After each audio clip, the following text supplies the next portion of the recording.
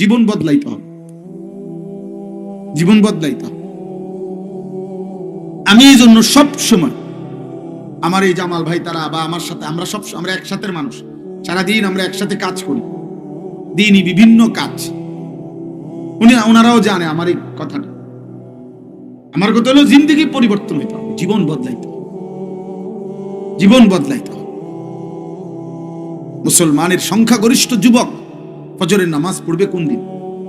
একটি মসজিদে কে কেন্দ্র করে যদি 50 ঘর মুসলমান হয়, ধরেন একটা মসজিদ, এই মসজিদের আত্রাফ মানে পাশে 50 ঘর মুসলমান ধরে নিলাম, তাহলে 50 ঘর মুসলমানের মধ্যে প্রতি ঘরে যদি আমরা ধরি যে 4 জন করে পুরুষ লোক আছে, এটা ধরলাম আর গড়, তাহলে 4×50 কতজন? 200 জন। তো 200 জনের মধ্যে ধরে নেন 100 জন আছে নওজোয়ান, অর্ধেক ধরেন, বেশি হবে, আমরা ধরে নিলাম 100 জন। তাহলে হিসাবে একটি মসজিদে কমপক্ষে ফজরের নামাজে 100 জন কিশোর যুবক উপস্থিত থাকার কথা। সেটা কি হচ্ছে? তো এই কোন দিন হবে?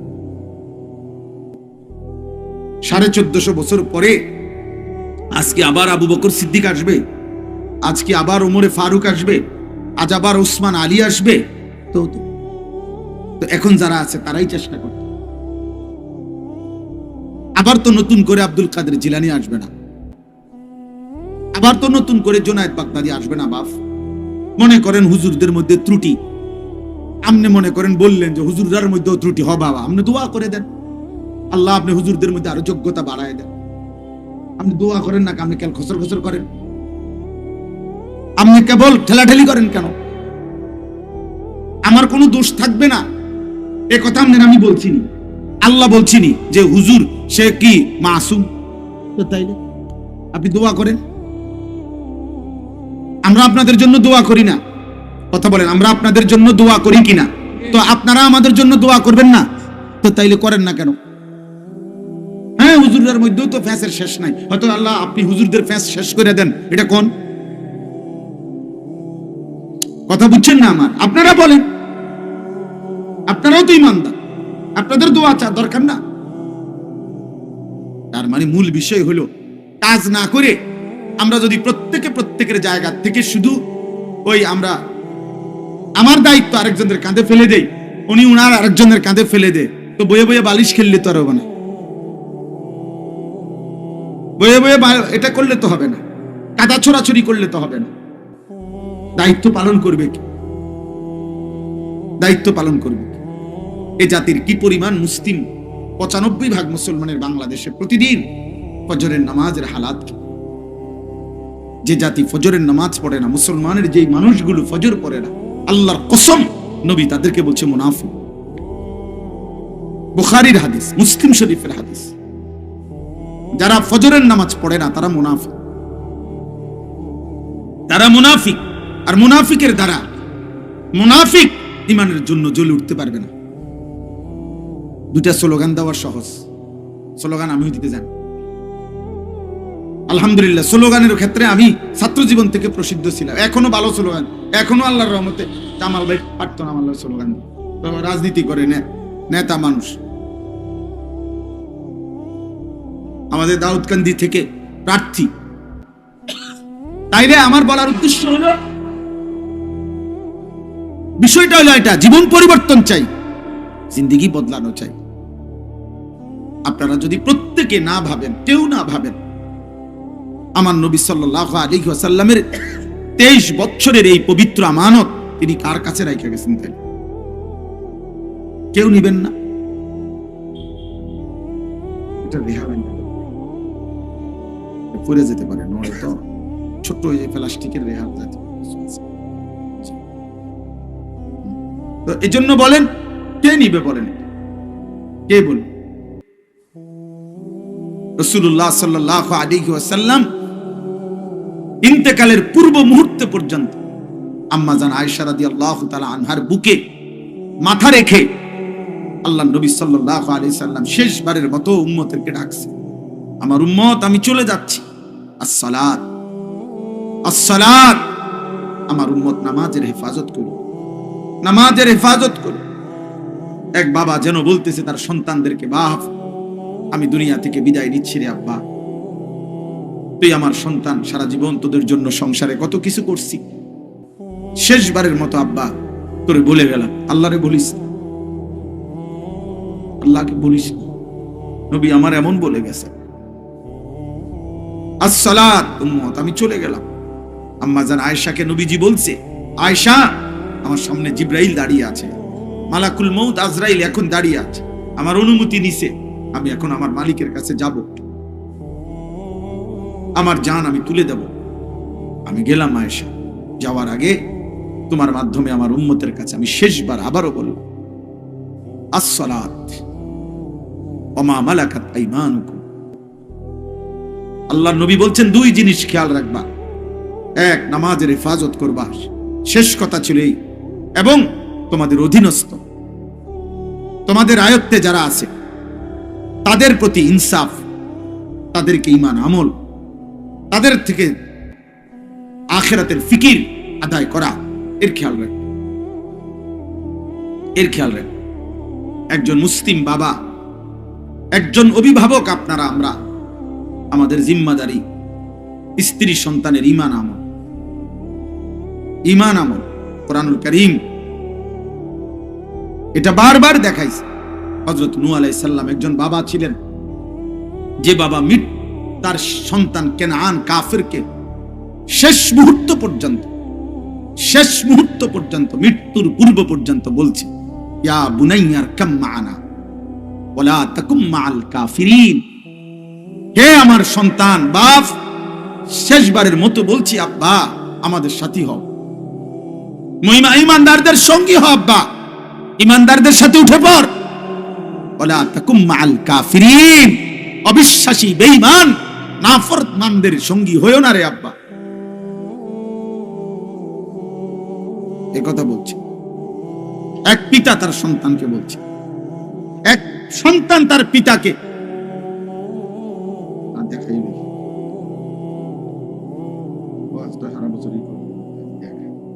সূরা মরিয়ম কত নম্বর পারা? আয় কারীম, এই যে জি আমি দেখাইতেছি,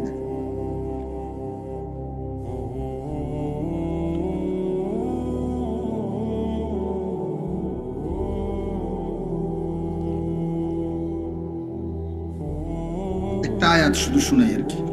এই দেখেন, ইব্রাহিম আলাইহিস সালাম উনি ছেলে, ওনার আব্বা হলেন আজর, মূর্তি পূজক, মুশরিক নাকি, এটা আপনারা জানেন না? তো উনি উনার আব্বাকে বুঝাইতেছেন, দাওয়াত দিচ্ছেন, ঈমানের দাওয়াত।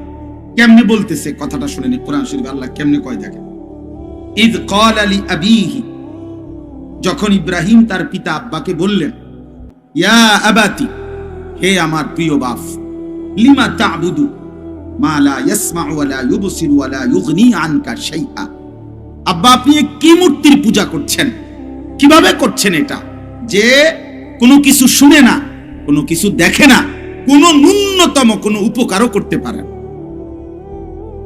এই একবার ওনার বিবেক নাড়াইতে চাইছে, আবার বলতেছে, ইয়া আবাতি ইন্নী কাদ জাআনি মিনাল ইলম মা লাম ইয়াতিকা।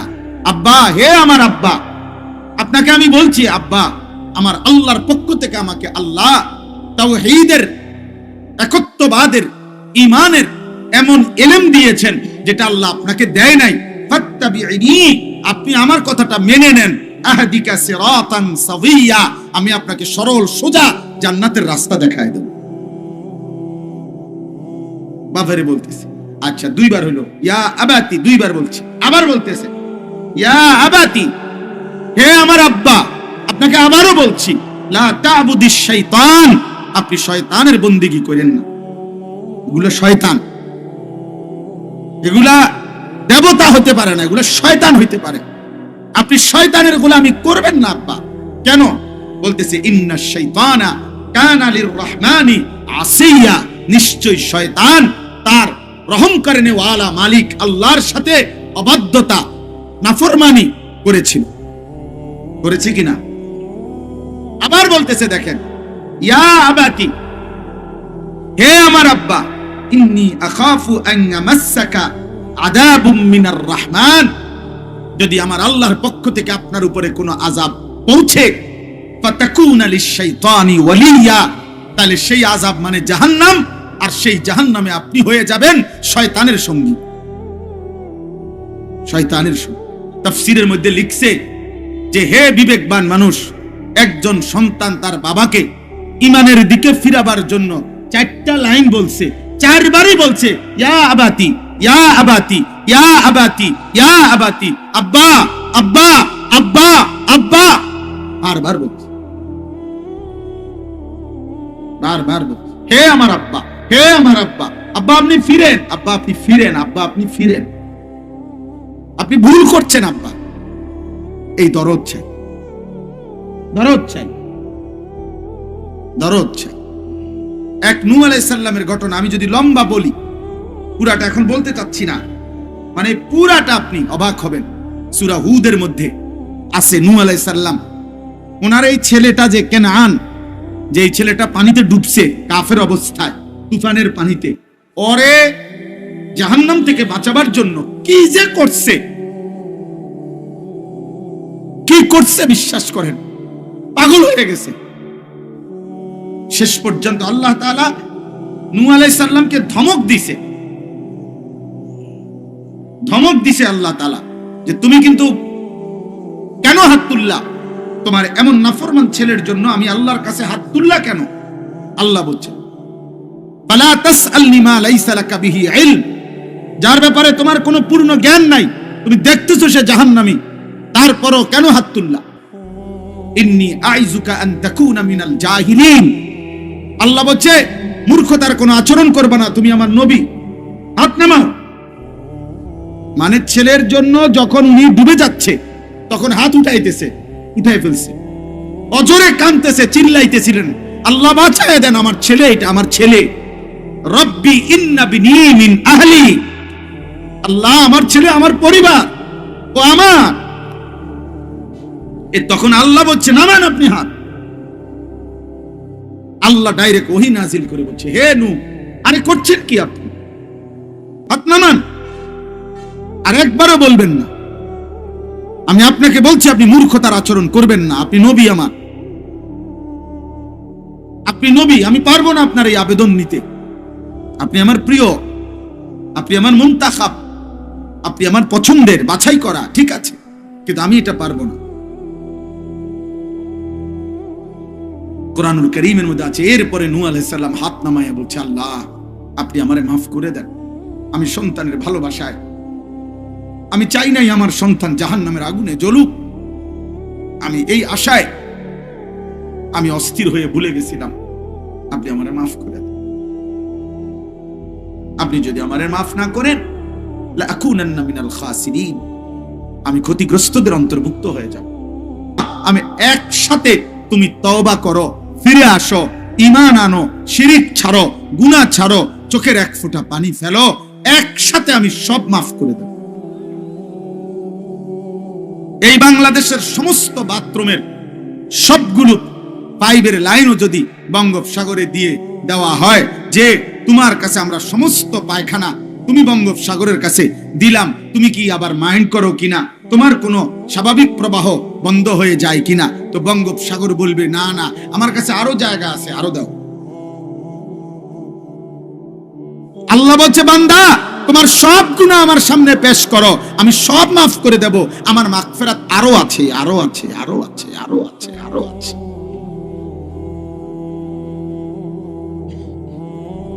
আরো আছে। অন্যদিকে যাইও না বান্দা। কুল ইয়া ইবাদিয়াল্লাযীনা আসরাফু আলা আনফুসিহিম লা তাকনাতু মির রাহমাতিল্লাহ ইন্নাল্লাহা ইয়াগফিরুয যুনুবা জামিআ ইন্নাহু হুয়াল গফুরুর রহিম। নিশ্চয়ই আল্লাহ খুব বেশি গফুর, ক্ষমাশীল, রহিম, দয়াবান। আল্লাহ বলেন মাফও করব, দয়াও করব। কি করবেন বলেন? কাজেই আমার এই কথার থেকে যদি এতটুকু উপলব্ধি করেন, তাইলে তওবা করেন। ওয়া আনিবু ইলা রাব্বিকুম ওয়া আসলিমু লাহ। আল্লাহ বলে তোমরা আল্লাহর দিকে ফিরে আসো, তওবা করো। তওবা, তওবা তিন জিনিসকে বলে। তওবা শুধু তওবা কইলে হয় না, তিন জিনিস। এক, যে গুনাহ আমি করছি তা ছেড়ে দেওয়া, আর করব না, ওয়াদা দেওয়া, লজ্জিত আর অনুতপ্ত হয়ে মাফ চাওয়া। আল্লাহ বলেন এই তিনটা যদি বাস্তবিক অর্থে দিল থেকে তুমি বলে থাকো, পৃথিবীর কেউ না বুঝুক, আমি দিল জানি তুমি আসলেই গুনাহ ছাড়ছো কিনা, আমি জানি তুমি আসলেই আর করবা না, এটা দিল থেকে বলছো কিনা আমি বুঝি, তুমি লজ্জিত আসলেই কিনা আমি এটা বুঝি। আমি যদি ঠিক মতো অন্তর থেকে বুঝ পাই, তো আমি আল্লাহ সব মাফ করে দেব, সব মাফ। ওয়া আসলিমু লাহু, এবং এখন থেকে নিয়ে বাকি হায়াত যতক্ষণ আছো আমার আনুগত্য, আমার হুকুম, আমার বিধান, আমার গোলামি করো, আমার আনুগত্য করো। মিন ক্বাবলি আন ইয়াতিয়াকুমুল আযাবু সুম্মা লা তুনসারুন। আল্লাহ বলেন চূড়ান্ত আযাব তোমার জীবনে আসবার আগে আগেই, এখানে আযাব মানে মৃত্যু, মৃত্যুই তার আযাবের শুরু। এজন্য আল্লাহ বলেন আযাব চলে আসবে মানে মৃত্যু চলে আসবে, সুম্মা লা তুনসারুন, তখন আর তোমাকে সাহায্য করা হবে না। আজ হায়াত থাকতে তওবা করো, ফিরে আসো, আমার প্রত্যেক কথার আনুগত্য করো। আমি আল্লাহ আসমান ছোঁয়া গুনাহ হায়াত থাকতে তওবা করলে আমি আল্লাহ ওয়াদা দিলাম মাফ করে দেব। আপনার গুনাহ আমনে মাফ চাইবেন, আমনে মরছেন, এরপরে গরু জবাই করছেন, এরপরে ইমাম সাহেবরে আনছেন, ইমাম সাহেব আমনের লাগা মাফ চাকা, আমনে কিরছেন, সিরানি খাইছেন আমনে বইয়া বইয়া। আমি আমনের গুনাহ মাফ করে দিতাম টাকা 300 দিয়া, কিতা টেহা দি দিছেন 200 টাকা দিয়া এই 60 বছরের গুনাহ কেমনে মাফ করে? কথা বলে না কেন? হ্যাঁ, 500 টাকা দিয়ে কি গুনাহ মাফ করেন? আমি জানি আপনি কি গুনাহ করছেন, কথা বলেন না কেন? তো আপনি আমারে দিয়ে লোক রাখছেন, বদিল্লা দিলেন, গুনাহ করছেন আপনি, আপনি মাফ চাইবেন, এখন মাফ চাইবেন, বলেন ইনশাআল্লাহ, বলেন ইনশাআল্লাহ। এজন্য আমার ফুতে গরু জবাই করাইয়া আমার মরার পরে আমাগো এলাকার ইমাম সাহেবরে দিয়া আমার গুনাহ মাফ করাইয়া আমারে জান্নাত বুঝাই দিব।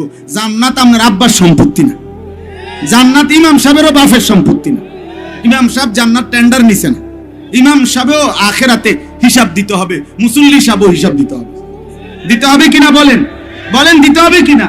তো আল্লাহ আমাদেরকে বুঝ দান করেন। আল্লাহ বলেন ওয়াত্তাবিউ মা উনজিলা ইলাইকুম মির রাব্বিকুম, আমি আল্লাহ যে কোরআন সর্বশ্রেষ্ঠ কিতাব নাজিল করেছি তা তোমরা গ্রহণ করো, আনুগত্য করো, আমার বন্ধুর কথা মেনে নাও। মিন ক্বাবলি আন ইয়াতিয়াকুমুল আযাবু বাগতাতাও ওয়া আনতুম লা তাশউরুন।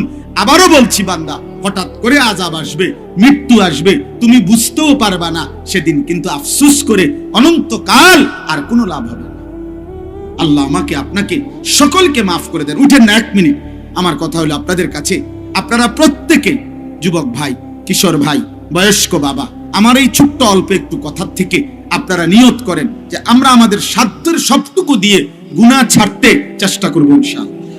আমরা আল্লাহকে মানার চেষ্টা করব ইনশাআল্লাহ।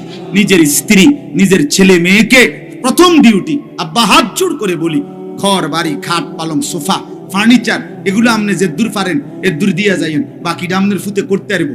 আমার আব্বা মরার পরে আমি বিল্ডিং করছি, আমার আব্বা মরার পরে আমি সোফা বানাইছি, আমার আব্বার ইন্তেকালের পরে আমি 4টা খাট বানাইছি, আমার আব্বা মৃত্যুর পরে আমি 2টা ফ্রিজ কিনছি, আমার আব্বা মৃত্যুর পরে আমি আমার 4টা বাথরুমে 4টা বালতি কিনছি, 4টা বদনা কিনছি, 4টা গোসলের মগ কিনছি। এটি সব প্রতিদিন বাজার আমি করতে পারি। আমার আব্বা ছাড়াও আমি ফুলকপি, পাতাকপি এটি চিনি। কথা বুঝেন না? এটি গোমতি টাওয়ারের নিচে এটি পাওয়া যায়, এটা আমার আব্বা লাগে না। আমি মনে মনে ভাবতেছিলাম যে আজকেও অত্র মাদ্রাসার যিনি মুহতামিম, আমাদের প্রিয় ভাই, প্রিয় বন্ধু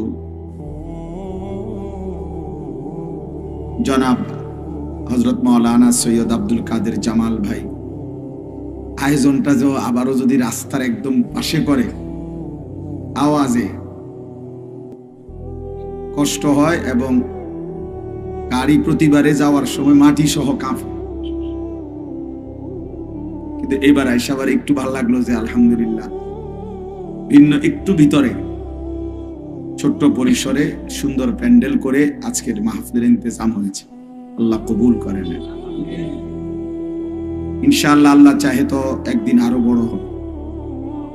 প্রতিটা বড় গাছ, বট গাছ, এটা ছোটই ছিল, একটা দানাই ছিল, একটা বীজই ছিল। তো তো ধীরে ধীরে বড় হয়েছে। এই জন্য আমরাও দোয়া করি